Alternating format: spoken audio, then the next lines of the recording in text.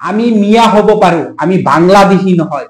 যদি কোনো বাংলাদেশী অসমত আছে তাৰ বিৰোধিতা আমি কৰো। মিয়া মানুহ কাৰোবাৰ গোলাম নহয়। যি কবি তাকেই শুনিব, যি কবি তাকেই মানি চলিব লাগিব। মিয়া কাৰোবাৰ গোলাম হৈছে নেকি? অসমত সভ্যতা সংস্কৃতি যদি নাজান চুপ চাপ থাকিবি। শৃংখল চলিহা কি কৈছ? অসমৰ পৰা মিয়াবোৰক 7 দিনৰ ভিতৰত খেদি পঠিয়াবি। তোৰ অকাত আছেনে? তোৰ 14 পুৰুষৰ পৰা এই মিয়াবোৰক খেদি পঠিয়াব নোৱাৰে। তই আজি আহিছ, তই এজন মদাহী হৈ অসমৰ মিয়াবোৰক ধমকি দিছ। তই এজন নিজে মদাহী, নিজে চান্দাবাজি কৰি তোলা মানুহ। তই তোৰ নিজৰ পেটটো পালো চান্দাবাজি কৰি, গুন্ডামি কৰি, আৰু তই আজি আহিছ মিয়াক শিক্ষা দিবৰ কাৰণে। মিয়া শিক্ষা দিবাৰ আগত তই নিজে অলপ শিক্ষা লৈ ল। তই আহিছ ধৰ্ম প্ৰচাৰ কৰিবলৈ, হিন্দুত্বত সুৰক্ষা দিবলৈ। হিন্দুসকলৰ ধৰ্ম সনাতন ধৰ্মবোৰ আগতে তই নিজে জানি ল, তাৰ পিছত বেলেগৰ কথা ভাবিবি। বুজি পাইছ? আমি মিয়া সম্প্ৰদায়ৰ মানুহ হওঁ, আমি অসমৰ গৌৰৱ হওঁ, আমি অসমক লৈ গৌৰৱ কৰো। অসম আমাৰ তেজ আছে, অসম আমাৰ অৱদান হয়। অসমক আমি যেনেকে পাৰো যিকোনো স্বাৰ্থৰ বিনিময়ত আমি অসমক সদায় বচাবলৈ চেষ্টা কৰিম। আমি অসমৰ ক্ষেত্ৰত আমি সদায় যুঁজি থাকিম। অসমত কোনো অপশক্তিয়ে যাতে অপচেষ্টা চলাই যাতে কোনো ক্ষতি কৰিব নোৱাৰে, ইয়াৰ বিৰুদ্ধে আমি সদায় থিয় হৈ থাকিম। আমি মিয়া এই অপশক্তিবোৰক কেনেকে ৰোধ কৰিব পৰা যায় সেই বিষয়ে আমাক শিকাব নালাগে।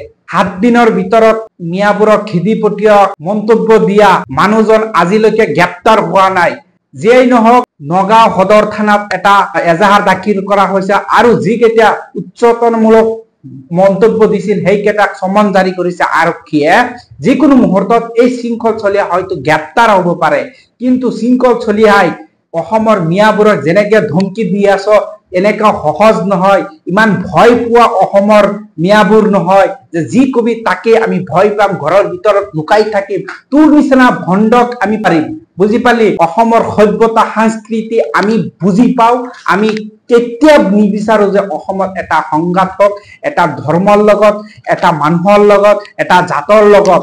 ডিংগত কাণ্ড কৰিছে মিয়া সম্প্ৰদায়ৰ মানুহ, ঠিক আছে, তাক এনকাউন্টাৰ কৰিছে বা কিবা কৰিছে, মৃত্যু হৈছে অপৰাধীটোক। আমি সকলোৱে মিয়া সম্প্ৰদায়ৰ মানুহে সকলোৱে ওলাই প্ৰতিবাদ কৰিছে, এতিয়াও প্ৰতিবাদ কৰিছো।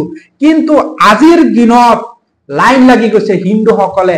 কিশোৰী কিশোৰী 7 বছৰ 8 বছৰীয়া 10 বছৰীয়া নাবালিকা যিটো শিশু বুলি কোৱা হয়, সেই শিশুবোৰক মন্দিৰৰ পূজাৰী, শিক্ষক, বিভিন্ন কলিতা, বৰা, বৰুৱা, শৰ্মা উপাধি নামৰ ব্যক্তিসকলে কি কৰি আছে? এই দৰ্শন কাণ্ডত লিপ্ত হৈ আছে। প্ৰতিদিন 4টা 5টাকৈ দৰ্শন হৈ আছে অসমত। যিকেইটা আমি নিউজত পাই আছো এইকেইটা মিছা হয় নেকি? সেইসকল অসমৰ মিয়া আছিল নেকি? সেইসকলৰ বিৰুদ্ধে শৃংখল চলিয়াই কিয় মাত নিদিয়ে? অসমত যেতিয়া এটা সংগঠিত হয় যিকোনো ঘটনা মিয়া সম্প্ৰদায়ৰ মানুহে কৰিব পাৰে। অপৰাধী সকলো ধৰ্মতে আছে, সকলো জাতত আছে। কিন্তু অপৰাধী অপৰাধী, অপৰাধীৰ কোনো ধৰ্ম হ'ব নোৱাৰে। অপৰাধীক শাস্তিমূলক ব্যৱস্থা কৰিব লাগে, ই যিকোনো ধৰ্মৰে মানুহ হওক।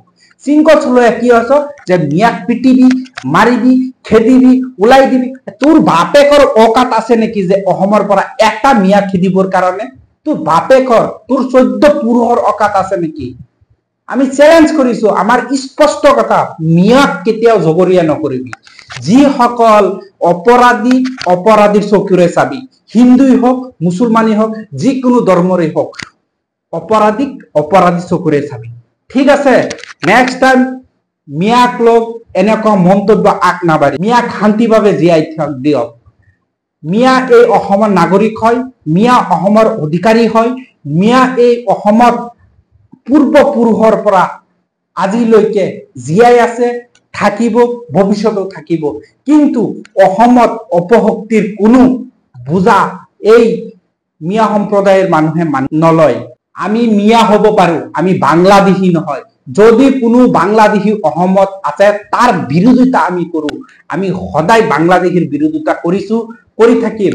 অসমৰ পৰা আজিলৈকে কিমানটা মিয়া বাংলাদেশী বুলি যে তহঁতক কৈ থাক, কিমান চৰকাৰ আহিছে, কিমান মুখ্যমন্ত্ৰী আহিছে গৈছে, আহিছে গৈছে, গৈ যাব, আহিব, কিন্তু আজিলৈকে কেইটা বাংলাদেশী ওলাব পাৰিছে। ভোট বেংকৰ ৰাজনীতি, এইবিলাক ৰাজনীতি মিয়াৰ ওচৰত কৰিব নালাগে। মিয়া সকলোৱে বুজি পায়। কি কৈছ? 83 গণ্ডগোলৰ নিচিনা গণ্ডগোল আৰু এটা জমাই দিবি।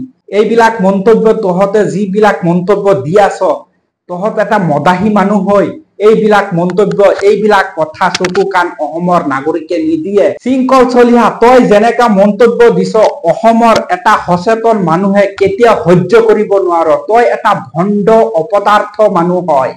ৰাইজ আপোনালোকে এবাৰ চিন্তা কৰক, যিসকল মিয়া মুছলমান আছে বা হিন্দু সম্প্ৰদায়ৰ মানুহ আছে, সকলোৱে মিলি চলি থাকিব লাগে। কিছুমান দল সংগঠন ওলাই পৰিছে ভণ্ডামি কৰিবলৈ, ধৰ্মৰ নামত, জাতিৰ নামত, এইটোৰ নামত, হিন্দু মুছলিম যিকোনো সময়ত তেখেতে ৰাতি টোপনি নামাৰি খোৱা বোৱা কি কৰি আছে মদাহীবোৰে। এইবিলাক মদাহীয়ে অসমত জ্বলাক পলাক কৰাই আছে মানুহক। এইবোৰ মানুহক প্ৰশাসনক আমি দাবী জনাও যাতে ই অতি শীঘ্ৰে এইকেইটা কেনেকে বন্ধ কৰিব পৰা যায়, গ্ৰেপ্তাৰ কৰক, শাস্তি দিয়ক, অতি শীঘ্ৰে এই ব্যৱস্থাবোৰ প্ৰশাসনে কৰক। অসমত এটা সংঘাত কৰিবলৈ সৃষ্টি কৰিবলৈ এটা উঠি পৰি লাগিছে। এইসকলক অতি শীঘ্ৰে প্ৰশাসনে গ্ৰেপ্তাৰ কৰিব লাগে। শৃংখল চলিহা নামৰ যিজন ব্যক্তি আছে, সেইজন ব্যক্তিক অসমৰ ৰাইজে প্ৰায় মানুহে চিনি পায় আৰু তহঁতৰ কৰ্মবোৰ কি অসমৰ মানুহে হিন্দু মুছলিম সকলোৱে ভালকে জানে। তহঁতে কি কৰিব খুজিছ অসমৰ ৰাইজে ভালকে জানে। তহঁতৰ কথাই অসমখন নচলে। অসমৰ মিয়াসকলৰ ওপৰত চকু নিদিবি, কৈ দিছো। আৰু বাৰে বাৰে মিয়াৰ ওপৰত যদি টাৰ্গেট কৰি থাক নহয়, মিয়া বহি নাথাকে। ধন্যবাদ সকলোকে। জয় আই অসম।